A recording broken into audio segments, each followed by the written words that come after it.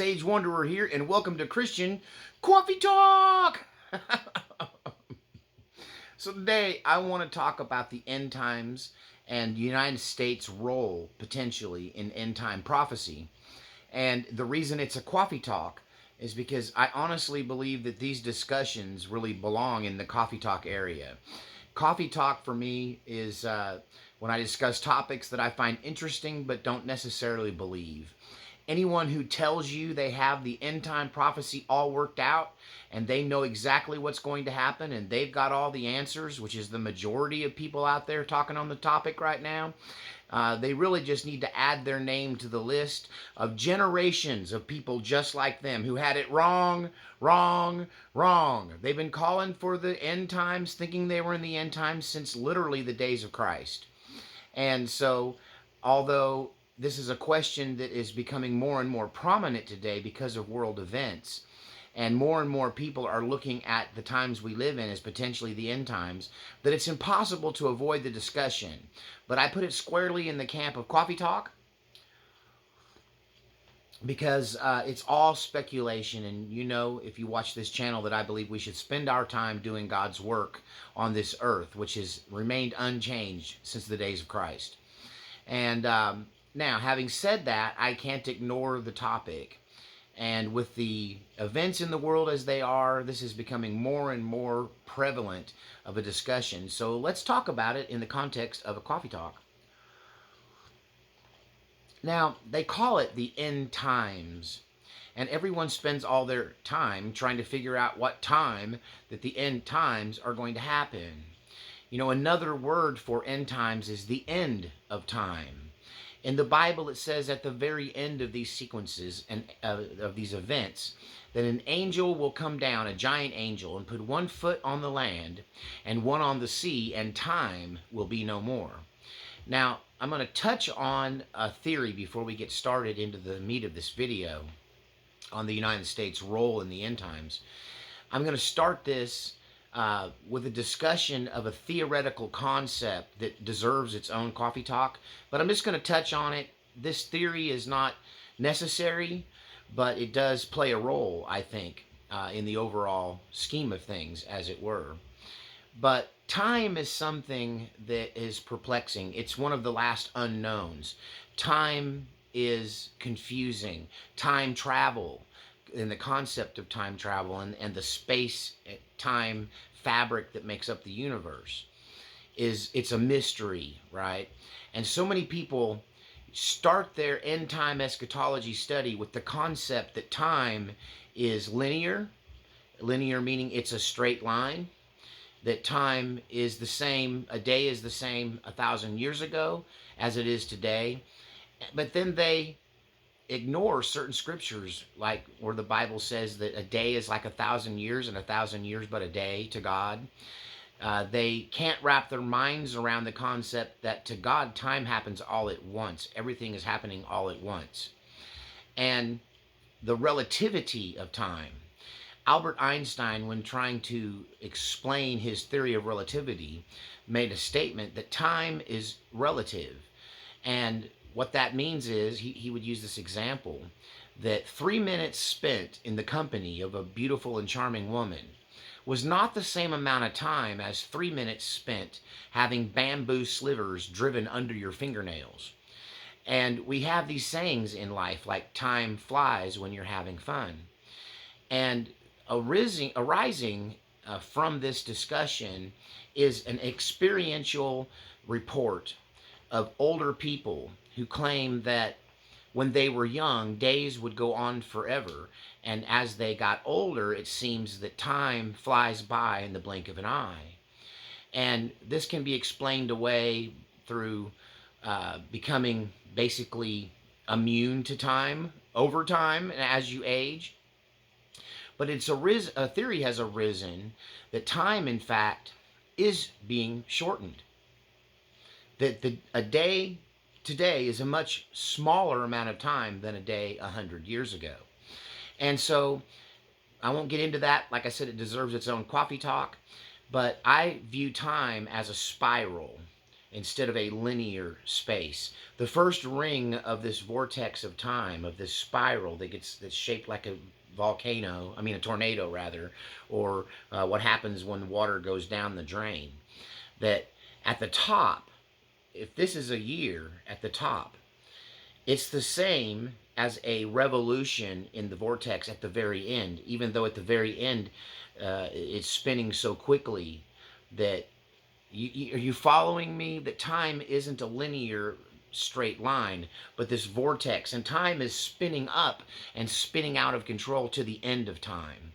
If you've ever been to one of these, science institutes where they take kids on field trips, you might have seen this device, which is a giant vortex shaped funnel. It's not a straight line, but it arcs on a convex, and it's like a giant funnel. And they'll put a marble in at the top, and it goes slowly at first, but each time it goes further down, it gets faster and faster until the very end it's spinning at such a rate that the marble becomes a blur right before it drops through the end.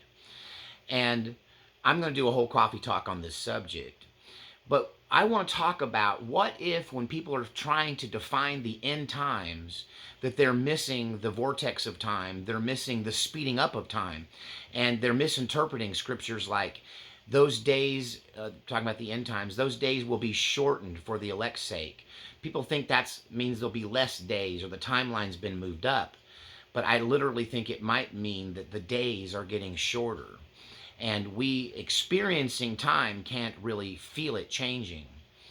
But what if people who are looking for a 7-year tribulation period, they're looking for 7 years of tribulation with the halfway mark kind of denoted in the center, what if they've gotten all that wrong? They've based it on the word time. It comes from a scripture that says there'll be two times a time and half a time. And they assume that those times in reference are 1 calendar year. So they have the first 3.5 years of the tribulation, then the last 3.5 years of the tribulation. But what if a time isn't 1 year, but a decade, but 10 years? What if the Great Tribulation isn't 7 years long, but 70 years long? One of the things that I think modern people are completely blind to is the huge difference that technology over the last 75 years has had on this world. The transformation of life due to technology in the last 3/4 of a century is mind-boggling. And because we've lived it, we do not see the effect that it has had on the world. When the conquistadors came to the New World and encountered the Native Americans, we all recognized that these were like different people, that the Native Americans saw the conquistadors as almost an alien race or gods. And I would offer you the premise that the difference between a Native American and a conquistador is very small compared to the difference between a modern human and a human from 100 years ago.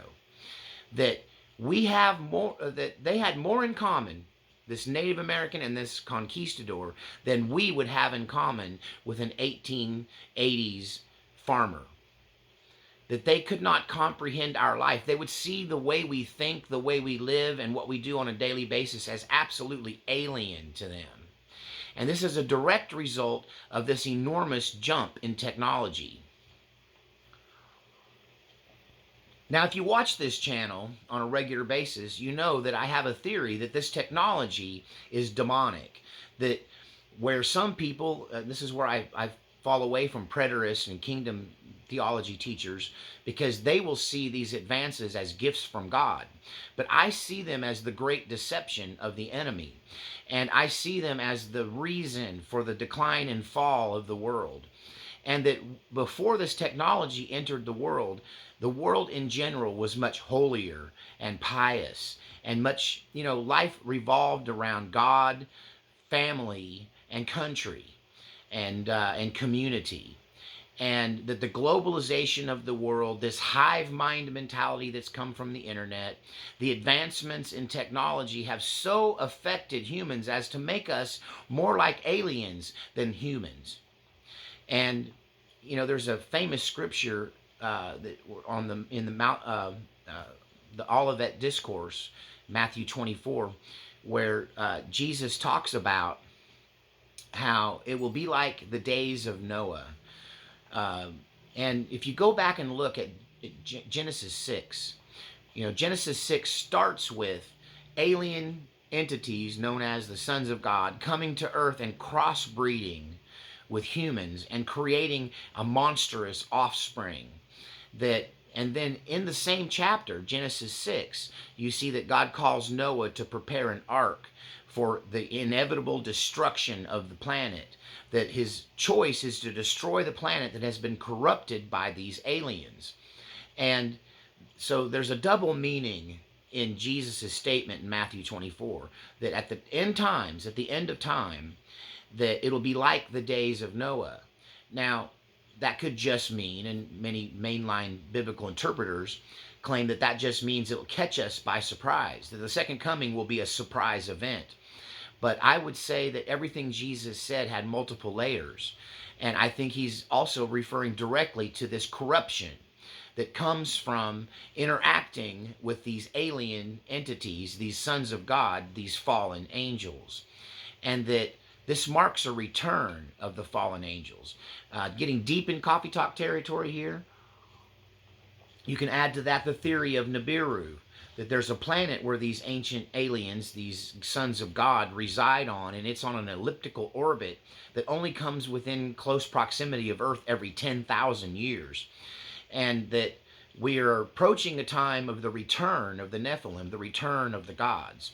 And I think that this technology, which has been chalked up to human endeavor, which I think is impossible for it to be human endeavor, it increased at such a point, once again, like the vortex of time, speeding up this technological advancements on advancements on advancements, until we don't even understand the technology now that we are creating. And we've created a situation where artificial intelligence and technology is advancing on its own, that it's literally shaping its own future.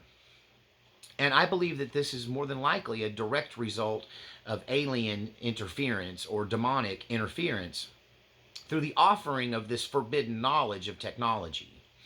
And that it's created a world that is so utterly different than 70 years ago that modern humans would seem like alien creatures to people from prior to 1956 or 54. What really happened in 1954, 55, 56? What are the big changes here? If you recall, there is a suppressed story of aliens in spacecraft descending over the White House in 1952 and having a sit-down meeting with Dwight D. Eisenhower, at which point they pitched him an agreement, a trade agreement between their planetary technology, their planetary world, and ours, the offer of technology in exchange for certain rights over the human species. Some even argue that there were two deals on the table, good angels and bad angels. And we were offered a deal which Dwight D. Eisenhower took on behalf of the entire world in accepting this technology that has been slowly released and incrementally increasing over time, the release of this technology. And the advancements in the last 100 years are unprecedented in all of human history.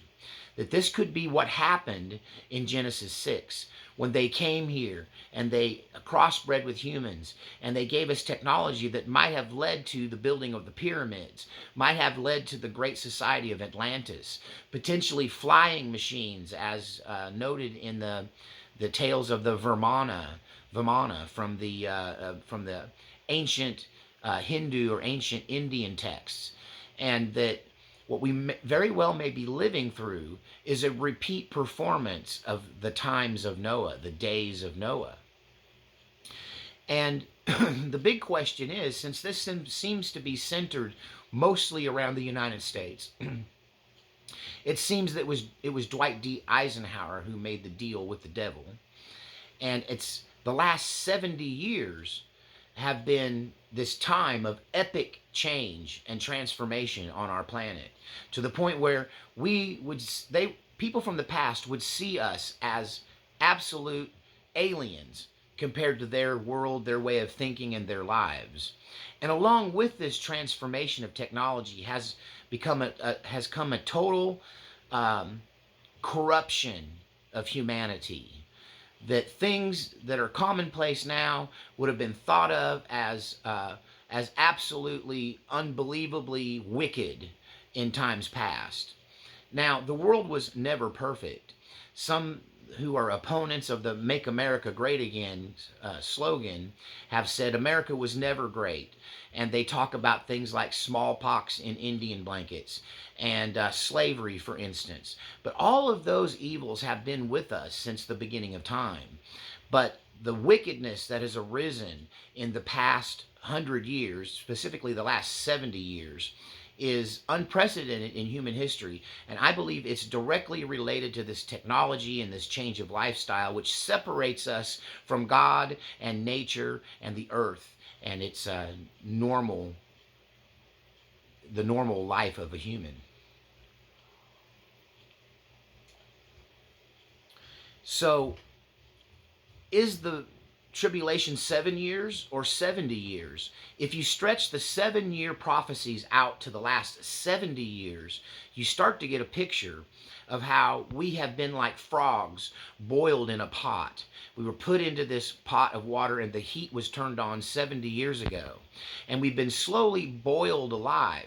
If you put a frog into hot water, he will just jump out. But if you set him in cool water and slowly bring the temperature up, he becomes completely unaware of his impending doom. And I believe that's the state of the world under this technology. That because many of us lived through the technological advancements, the new generation was born under the technological advancements, we see it as normal and we don't feel the heat being turned up. And that the 7 year tribulation period, instead of being an intense 7 year period of massive change, it's actually a 70 year period of gradual change. But the difference in life between 1954 and 2024 is unfathomable.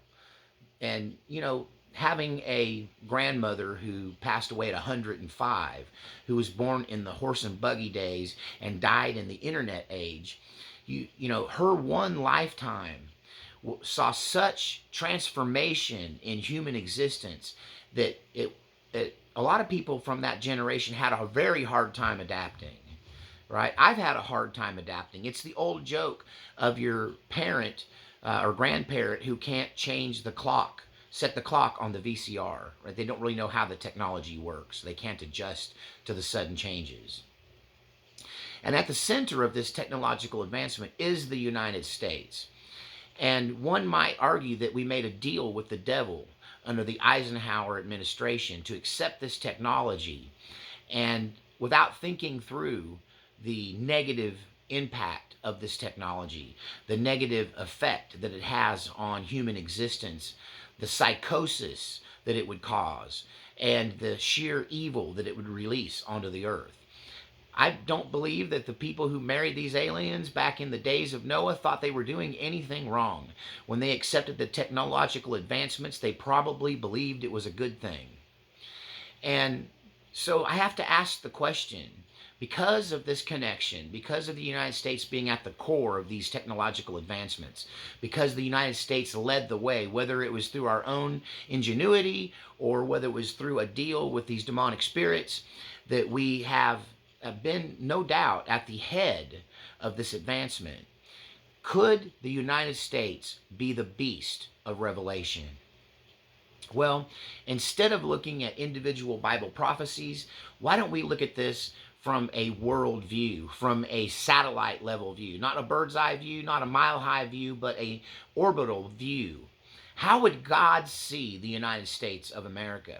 Would he see us as a holy nation? Would he see us as righteous? Or would he see us as the nation that led the whole world into this wickedness?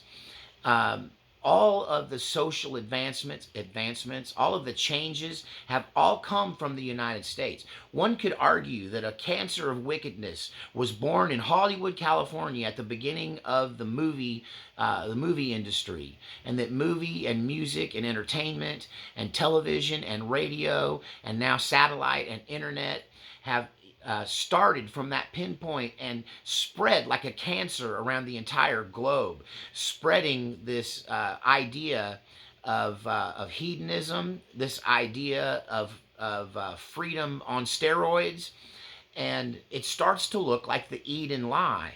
That when you look, the Eden lie is that we can all be like God. If we just accept this technology, we can be on even grounds with God. If we just accept this new way of thinking, we can be on even ground with God.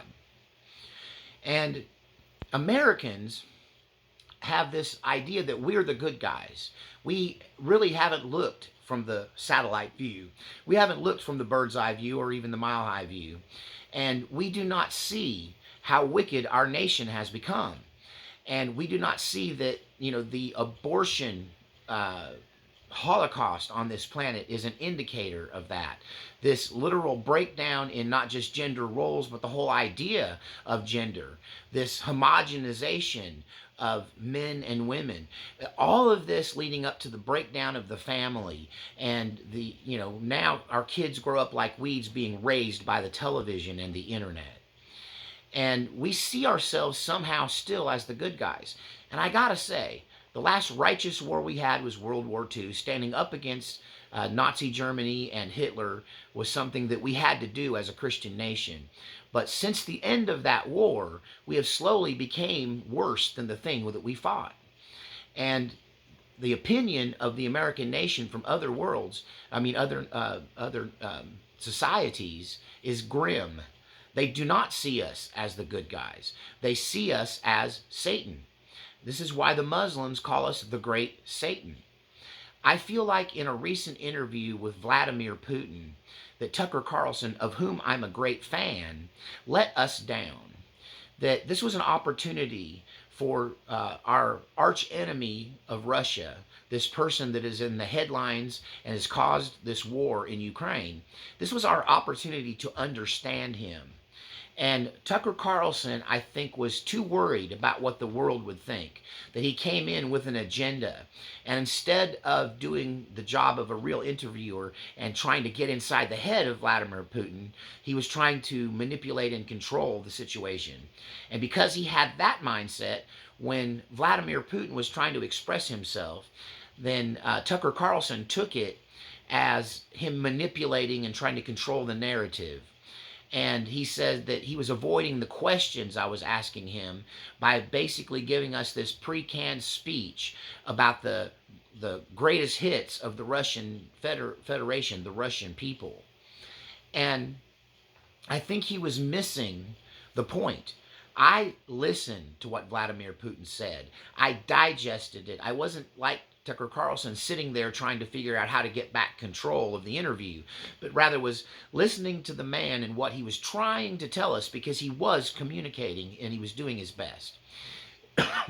Here's what I believe he said to us in a nutshell.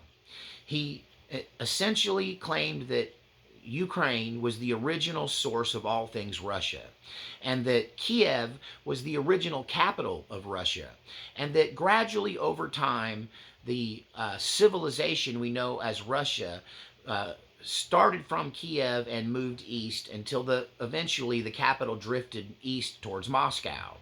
I know this to be not Russian propaganda, but true history. That the history of the Russian people in Western history kind of start with these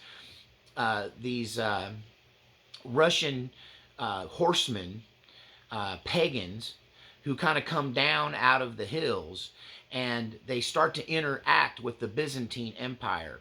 The Byzantine Empire was a 1,000-year Christian empire based in Constantinople in Turkey, what is today Turkey. That city is called Istanbul in Turkey, but originally it was called Constantinople. And it is the seat of power when the Bible is is literally created. When the Bible is canonized by Christianity and the Nicene Creed is accepted, this is the center of where it occurred, was in Constantinople. And so Russia and these Cossacks from the mountains came down and had interactions with the Byzantine Empire, where they had trade agreements and peace agreements, and they converted to Christianity, to Eastern Orthodox Christianity, because they were so impressed with the monks and the Christian priests, their piety, their calmness, their peacefulness, their supernatural abilities. And they converted to Christianity because of the lifestyle of early Christian ministers in the Russian, or later become Russian, but Eastern Orthodox Church. And what he essentially said is that Ukraine has always been Russia, and we kind of let them have their autonomy and their own elections and kind of let them pull away, but they were still part of Russia. And he essentially has said in this interview and others that the United States came in, created a rigged election, appointed a puppet master over Ukraine, and that all Russia was doing was liberating the people of Ukraine from this American CIA deception. You see, the world sees us as the great Satan. The world sees us as the bad guys. And I do see the United States, along with the United Nations, but specifically NATO, encircling Russia. We are trying to create NATO nations, and we're crossing these red lines of Russia over and over and over again. We literally are cornering Vladimir Putin by bringing in Finland, who shares a border with Russia, and making them a NATO state with the intention of putting nuclear weapons right on the border, pointed right at Moscow, and the inclusion of Sweden. And now that was their whole intention, according to Vladimir Putin, of the liberation of Ukraine and the westernization of Ukraine, was for the purpose of bringing Ukraine into NATO and putting nuclear weapons right on Russia's border. This is a bit like a bully who slowly, with his buddies, starts to circle a man in a bar until he's got him in the corner, right? And we have pushed Vladimir Putin into a corner. Whether you think he's a good guy or a bad guy, you can't deny that we have been using this python encirclement and this slow squeezing of Russia since the 1980s. So when you're talking about end time prophecy, there's always that peacetime in the middle. At 3.5 years, a peace treaty is signed, and everyone says peace, peace, peace. And then the Bible tells us that the destruction comes right on the heels of it. Well, about halfway between 1954, 55, 56 and current time, about 35 years into that, you have the end of the Cold War and this time of peace with Russia. Anybody with gray hair out there remember when Russia wasn't the enemy? When the Soviet Union fell? When Ronald Reagan said, Mr. Gorbachev, tear down this wall, and he did. And we had peace in the world for a period of time there. And really, I guess, the end of the Reagan era, the early part of Bush, the Clinton era. Russia wasn't our enemy. Our people were doing business with them. There was a McDonald's on every street corner. And then something changed in the deep state. You know, I sound critical of the United States right now, but so are you, because we admit that a deep state has come under power and control of our government.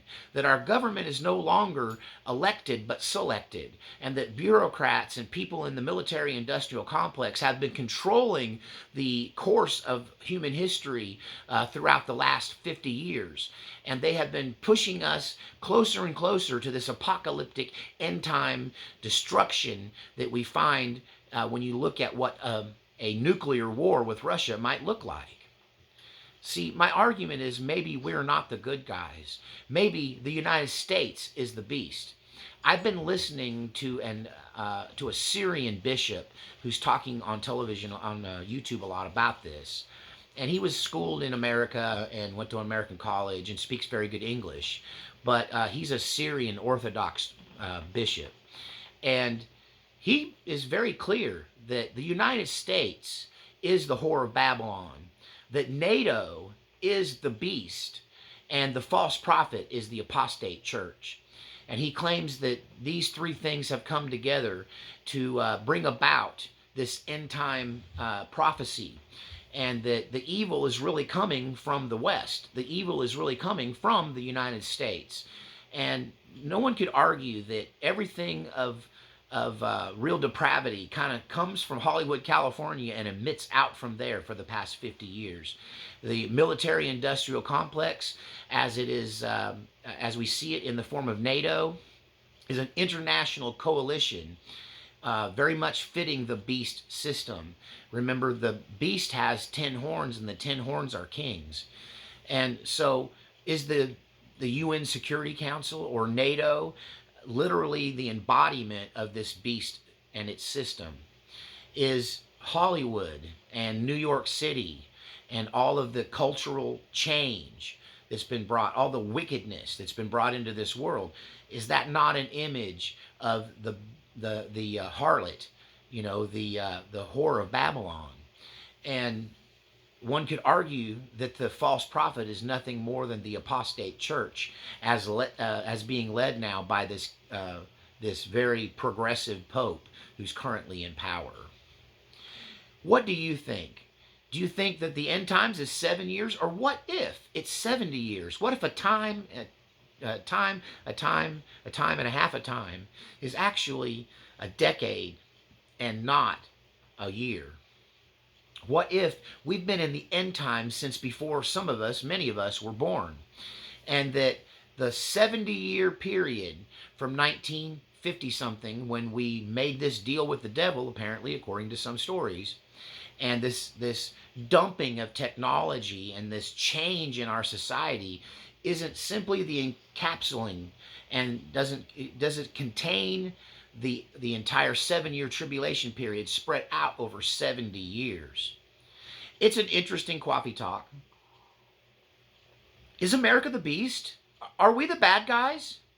If you ask people in the Middle East, absolutely we're the bad guys. If you ask Russia and China, absolutely we're the bad guys. And honestly, if we're honest with ourselves, if you ask the church and the churchmen, they have to admit that America has become corrupt, and maybe we're the bad guys. Maybe America is the center of the beast system, and all of the oppression and evil that is coming upon the world will be centered around the United States. I know I sound anti-patriotic, but you've got to know I come from a patriot family of Marines, and I have been pro-America my whole life. But America has become something that I no longer recognize. America has become so corrupted and literally polarized and split down the middle between those of us who remember what America was like before it changed, and those who are changing America, and as America goes, the world follows. Thank you so much for supporting this channel. Thanks to all of you who give donations in support of this channel and keep me running. You know, I receive no money from YouTube. So there's links in the description for your further support or your new support if you'd like to toss me a tip or buy me a cup of coffee. And yeah, tell me what you think in the comments section. And I guess we'll see you next time on Christian Coffee Talk.